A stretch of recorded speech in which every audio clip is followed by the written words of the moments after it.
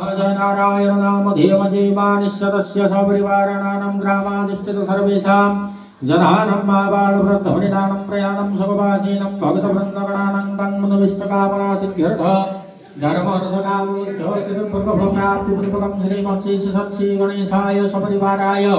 स्वभावनाय सहिताय तस्य पूजारसनं कर्मारं भद्रदेवदित्यादिदारवारनक्षत्राणां अमृतजुगमस्तु सर्वे नवग्रहाः सम्यग्रूपेण एकादशस्तफलदा भवन्तु शुभं भवतु शुभं भवतु शुभं भवतु सजलकुसुमगन्धे सच्चदेदर्भगर्भे किमपि गणपदं ब्रह्मेकमादाय भद्रम् विमलसलिलपूर्णां हस्तयो सन्निधाय विहितनिहितनेत कर्मसङ्कल्पयेत श्रीहेश्वराय पूजार्चनं कर्मसङ्कल्पनिहं कुर्वीय